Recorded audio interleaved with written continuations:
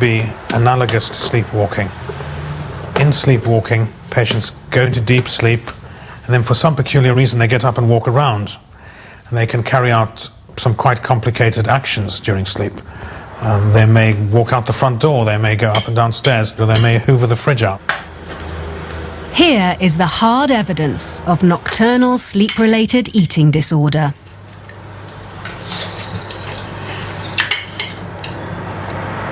This is not put on, this is not an excuse for night eating. The patient is actually asleep. June takes the food back to bed with her and spends another 10 minutes finishing the plateful.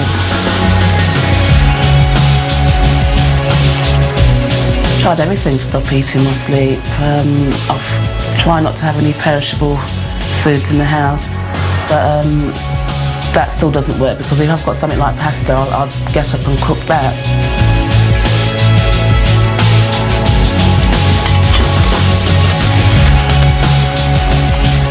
A simple padlock could be the answer, but her friends have tried something similar already. They were aware of my night eat, so I told them about it. So they thought, well, one way around it was to actually, sellotape the fridge, which they did. Like great big bounds of brown sellotape. But that didn't last very long. I ripped it off by the next night.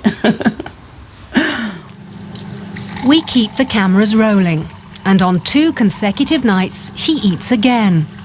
On both occasions, she actually heats up the food in the microwave, which is just out of vision. I've been to see my GP about it twice, but they've always just been dismissive about it. Basically, I think they don't know about it themselves. I went to Overeaters Anonymous to try and get some answers to this eating disorder, but nobody had no idea about it or hadn't even heard of it. What I really do want is to like speak to somebody about getting a cure for it.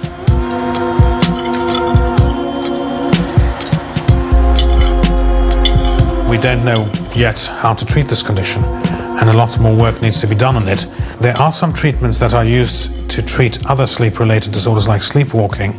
The trouble is many of these medications are addictive potentially and habit-forming, and so one wouldn't want to use them for any length of time. June's been struggling with this disorder for 10 years, but until now, she had no idea what she got up to.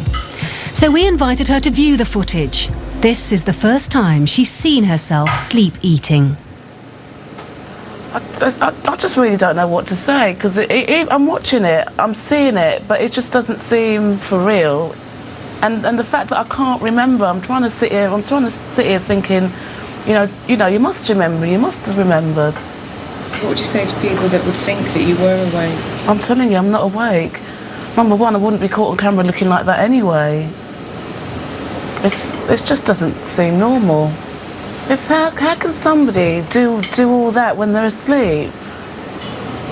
It's quite embarrassing to watch, actually.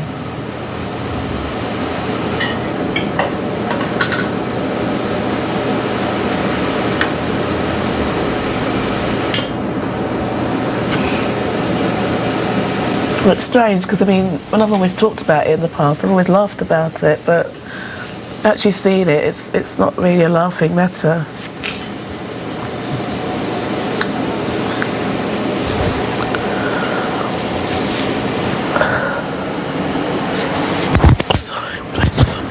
June was too upset to carry on looking at the footage. And she's still dieting by day and binging unconsciously by night.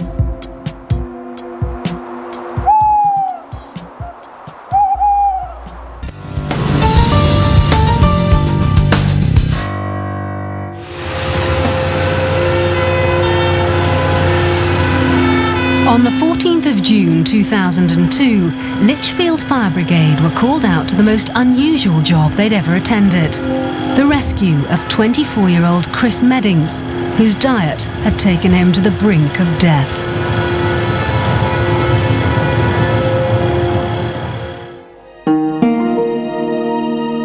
He was a happy little boy. He'd have all his toys out and he'd be building things. He had a great big bucket of Lego, and he used to love building Lego things. Yeah, we were happy. Yeah. Chris was a normal, healthy child, but when he started school, he began putting on weight. He'd come home and say, "Oh, Mum, they've been teasing me again today." They'd call him fatty and lard, and some of the more vicious ones who knew swear words would call him fat bastard. That really, really hurt. And he'd want to eat a bit more than usual, and he'd say, "Can I have some chocolate or can I have some crisps before his dinner?" But it was when Chris became a teenager that his eating habits got out of control. He'd slam into the kitchen and he'd raid the bread. Anything. Bread and butter or bread and jam, or very occasionally I'd buy a jar of peanut butter, and I mean the peanut butter would last 2 days because he'd just eat it straight from the jar. Cheese was his biggest failing. If there was cheese in the house, it would be gone because he's addicted to cheese. And his trousers are getting tighter and tighter, and oh, it was so hard. When Chris left school, he couldn't get a job. He began to stay at home more and more. And when his mum Julia tried to stop him eating, he'd lose his temper. He'd shout and he'd scream, and very occasionally he'd get physical with me. I'd sit down and probably cry because, yes, I was frightened of him at times. Chris carried on comfort eating and got so fat he couldn't get out of bed. When these pictures were taken, he weighed more than 60 stone, the equivalent of 4 large men. In the end, he was just about struggling to the toilet. He'd get to the toilet and he'd be huffing and puffing like somebody who's run a mile. And he'd come back and he'd literally collapse onto the bed because he was so exhausted. Chris developed septicemia, blood poisoning. The doctor came in and he took one look at him and he said, "Can I use your phone?" He called the fire brigade, who arrived at the scene with specialist lifting equipment. This was an emergency. The problem that faced us was how are we going to get him out? It was clear that Chris couldn't stand up by himself, so he was going to have to be physically moved by the people who were there. It was a very small room, a bedroom. We'd been in there for, we believe, 3 years. It was very cluttered. So straight away, well, main problems were going to be there's only one way he's going out, and that's a window. If anything had gone wrong, Chris would have plummeted to the floor. So we had to make sure we took our time and everybody was in position so as not to injure him and not to injure ourselves. It was physically very demanding. He was a very heavy lad. There is a warning beep on the hydraulic platform, which is telling you, yes, I'm getting close to the weight I can take. All I could hear was him groaning. He was in such pain.